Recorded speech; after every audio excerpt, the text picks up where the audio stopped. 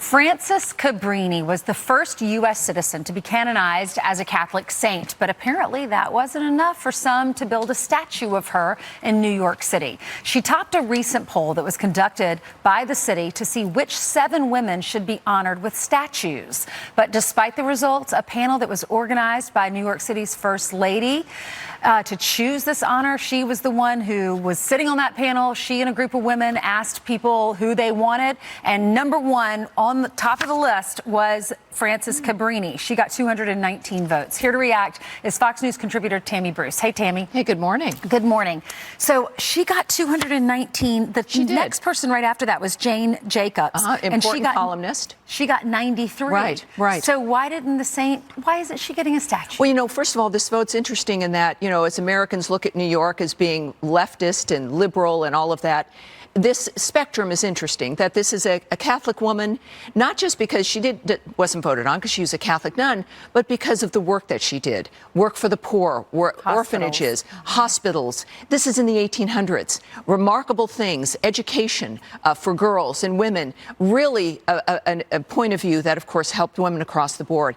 And so if you're going to have this poll, if you will, at least that should be an indication of where New Yorkers stand.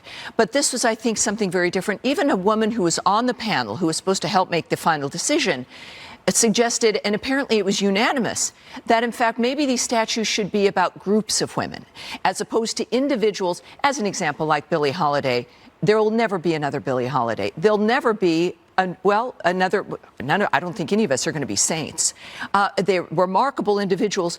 But if we're looking to inspire women and girls, that groups of that are honored, like women in music, women in education, homemakers, single moms. The bottom line is that what kind of dynamic would inspire every woman to be able to look and say, I can do that.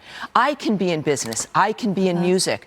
And that, I think, that's what the panel apparently wanted. Even that was disregarded. I just am amazed that she got the most votes, but yet she's not getting a statue. I will say that she is going to get a statue. Sorry to interrupt you, but she is going to get a statue because the governor came out and said, listen, she was snubbed by the city of New York, but I'm going to still put a statue up of her.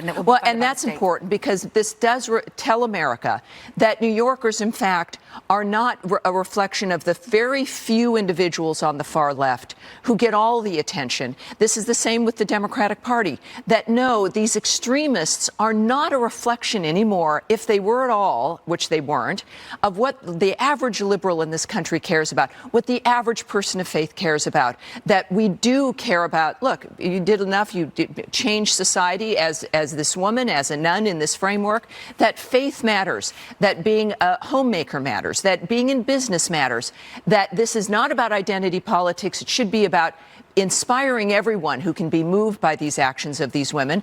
And yes, if you manage to be the first saint, we can look at that woman's work and realize that she changed life for the better, not just for New Yorkers, but I think for everyone. All right, there's 7 women that were selected to have statues in some of the boroughs around the city. 4 women were snubbed, including the first woman to become a saint, a writer and a journalist, the woman who founded the Manhattan School of Music, and the woman who helped build the Brooklyn Bridge. Yeah, but it was a good expanse. It showed you New Yorkers understand the impact of women in this city, and they should be listened more by city leadership. They should be listened to more and be taken seriously more. The city is diverse, not just visually, but when it comes to our ideas and our understanding about the kinds of women that matter and make an impact. At least we're getting some statues. We are. Thanks, Tammy. Thank you.